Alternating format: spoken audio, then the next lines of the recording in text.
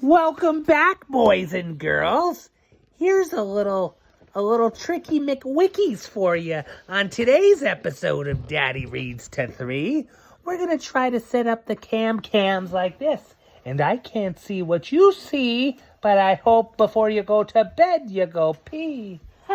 The night before Christmas it is. No, it isn't. It's the book that we will read tonight in a tissel.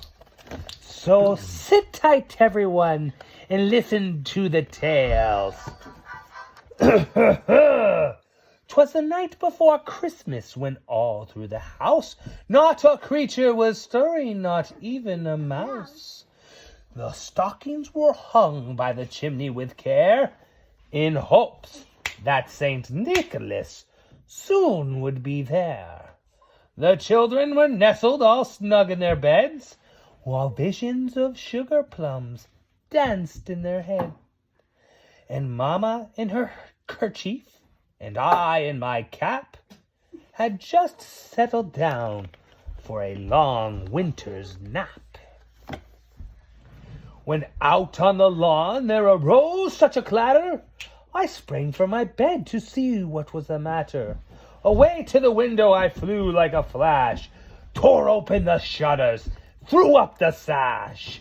The moon on the breast of the new fallen snow gave the luster of midday to objects below, when what to my wandering eyes should appear but a miniature sleigh and 8 tiny reindeer. With a little old driver so lively and quick, I knew in a moment it must be my good old friend Saint Nick. More rapid than eagles his coursers they came, and he whistled and shouted and called them by name. Now Dasher, now Dancer, now Prancer and Vixen, on Comet, on Cupid, on Donner and Blitzen, to the top of the porch, to the top of the wall, now dash away, dash away, dash away all. As dry leaves that before the wild hurricane fly, when they met with an obstacle mount to the sky. So up to the housetop the coursers they flew, with a sleigh full of toys, and Saint Nicholas too. And then in a twinkling I heard on the roof the prancing and pawing of each little hoof.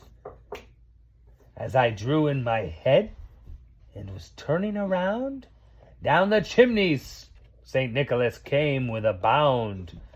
He was dressed in all fur from head to his foot, and his clothes were all tarnished with ashes and soot. A bundle of toys he had flung on his back, and he looked like a peddler just opening his pack. His eyes, how they twinkled. His dimples, how merry. His cheeks were like roses, his nose like a cherry.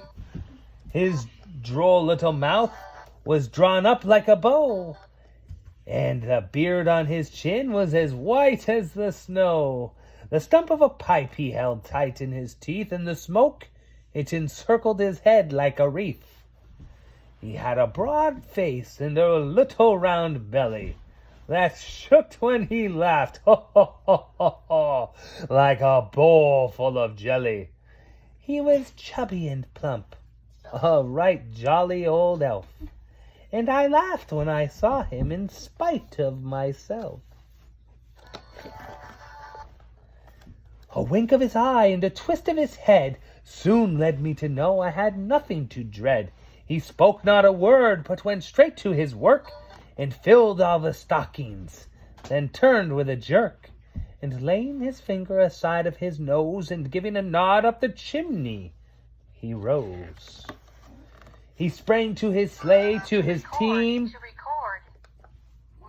He sprang to his sleigh, to his team, gave a whistle, and away they all flew, like the down of a thistle. But I heard him exclaim as he drove out of sight, "Merry Christmas to all, and to all a good night. Well, thank y'all for joining Daddy Reads to 3 for the special evening the night before Christmas. Good night, Dad. Say good night, little one. Good night. Little 2. Good night. And little 3. Good night, and don't forget to subscribe so we can have our ice cream challenge. Looking for that ice cream challenge, y'all.